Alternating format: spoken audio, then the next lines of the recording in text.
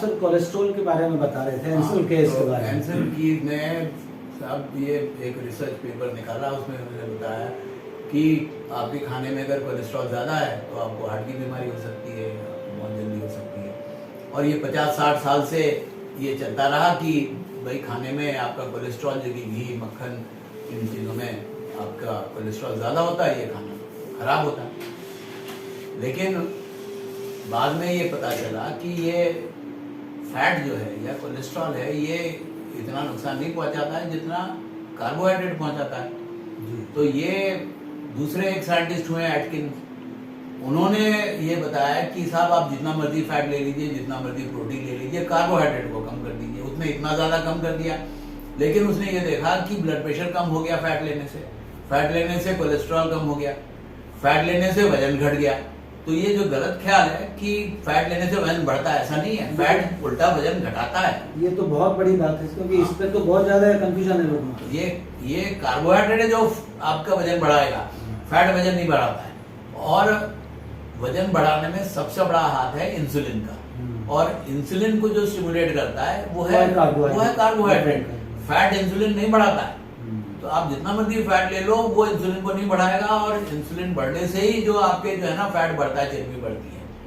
तो ये आप फैट अगर आप ले रहे हैं तो हेल्दी फैट लीजिए आप, जो नेचुरल फैट्स है, चाहे घी हो, चाहे सरसों का तेल हो, चाहे जो भी आप नेचुरल फैट्स लीजिए, जो जहाँ पैदा होती है जो चीज़ है, तो वो आप लीजिए, उसको उसमें कोई नुकसान नहीं है। तो ये फैट्स जो है वो आप बैलेंस रखिए, कार्बोहाइड्रेट और फैट्स। जी जी।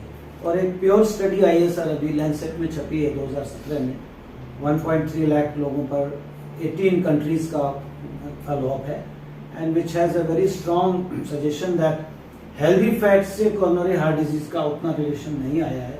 एक्चुअली वो आया गया कि it's good, it's rather preventive, and the refined carbs are the one which are I think the Ancel Keys put it completely wrong, opposite. और मैंने सर टाइम्स ऑफ इंडिया में ये भी पढ़ा था कि Ancel Keys and his associates they had some link with the sugar lobby.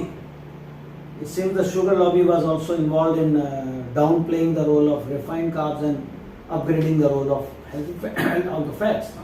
And fats में भी आप पहले कह चुके हैं सर, refined, और ये जो refined तेल हम खा रहे हैं, जो हम ये डालडा खा रहे हैं, जो ये hydrogenated oil, trans fat, these are the culprits, but not things like this. जो नेचुरल है वो ठीक है, जो आर्टिफिशियली आपने बनाया है, चाहे वो रिफाइंड हो या चाहे हाइड्रोजनेटेड फैट, दोनों ही मैन मेड है, दोनों मैन मेड है, ये गलत है।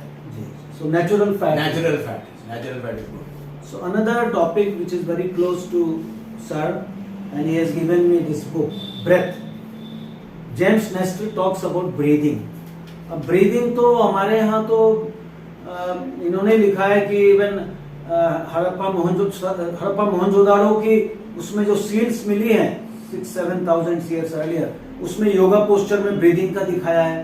So how come the breathing is become so important topic, इसके ऊपर इतनी बढ़िया किताब लिखी गई। देखिए, ये इसमें थोड़ा सा मैं एवोल्यूशन में जाना चाहूँगा, और एवोल्यूशन में पहले जब हम कहते हैं कि भाई हमारे जो पूर्वज थे वो चिंपांजी गोरिल्ला ये थे, बोनोबो चिंपांजी गोरिल्ला, ये 4 पे चलते थे। लेकिन कुछ एनवायरनमेंट चेंज की वजह से पेड़ खत्म हो गए, तो पेड़ पे चढ़ने की का सवाल ही नहीं उठता है।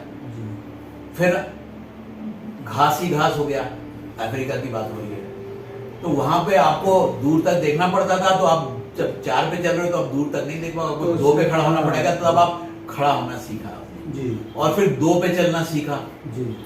उसमें आपके शरीर से ये जो बाल थे ये भी खत्म हो गए, और आपको पसीना आने लगा, जो कि जानवर को पसीना नहीं आता, वो हाँफते हैं, बॉडी का टेम्परेचर कम करने के लिए हाँफते हैं। हम पसीने से हमारा बॉडी का टेम्परेचर ठीक रहता है।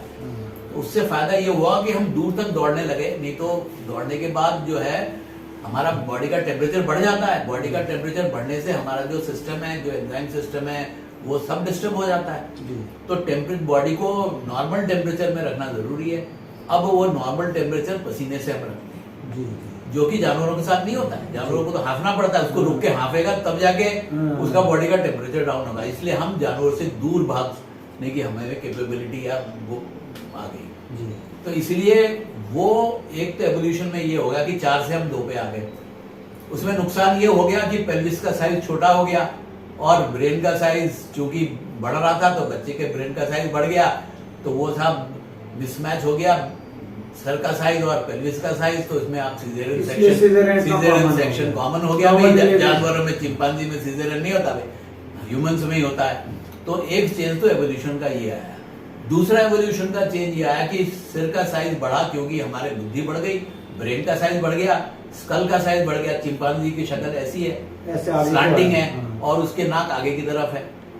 हमारे क्या है कि ब्रेन का साइज बढ़ने से हमारा जो चेहरा है वो फ्लैट हो गया, फ्लैट हो गया। वो फ्लैट हो गया और नाक नीचे की तरफ आ गई। तो हमारा जो ब्रीदिंग एपरेटस है, वो नाक compromise है हो और गया। वो छोटा हो गया, Compromise वो हो गया। कॉम्प्रोमाइज हो गया। इसलिए सांस में हमें दिक्कत आने लगी, हम खराटे आने लगे, स्लीप एपनिया बोलते हैं, ऑब्स्ट्रक्टिव स्लीप एपनिया, तो सांस रुकने लगा रात को सोते वक्त, खासकर मोटे लोगों का। तो ये प्रॉब्लम्स ब्रीदिंग में आ गई जो कि जानवरों में नहीं थी। तो इसीलिए जो नेस्टर साहब ने, उनके साइनस की प्रॉब्लम थी, ये सब नाक की प्रॉब्लम थी, उन्होंने देखा, बहुत इलाज कर लिया, कोई फायदा नहीं हुआ। जब उन्होंने कहीं पढ़ा या किसी ने उनको बताया कि साहब ये करके देखो, तब वो रिसर्च करने लगे। वो एंशिएंट हमारे जो पुराने प्राणायाम और ब्रीदिंग की जो टेक्निक्स थी वो उन्होंने आजमा के देखी, तो उनको बहुत फायदा हुआ। तो फिर वो अब ये हम भी एक्सेप्ट करने लगे कि भैया ये जो अगर आप अच्छा सांस लेते हैं, प्राणायाम करते हैं, तो आपकी ब्रीदिंग बेटर हो जाती है।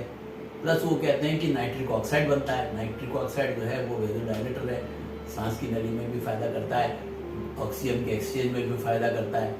तो ब्रीदिंग एक्सरसाइज से आपको बहुत ज़्यादा लाभ होते हैं, खासकर आपके जनरल आपके ब्लड प्रेशर में भी फायदा होगा, आपके ब्रीदिंग में भी ऑक्सीजनेशन भी बढ़िया होगी, आपके खराटे और ये जो रात में प्रॉब्लम होती है, दिन में नींद आने लगती है, लोगों को दिन में सोते हैं। स्लीप एपनिया में क्या है, रात की नींद है, आपको लग रहा है खराटे वाली नींद गहरी होती है, लेकिन ये गलत है, खराटे वाली नींद गहरी नहीं है। तो दिन में जो है आप, तो वो नींद नहीं आना गलत है।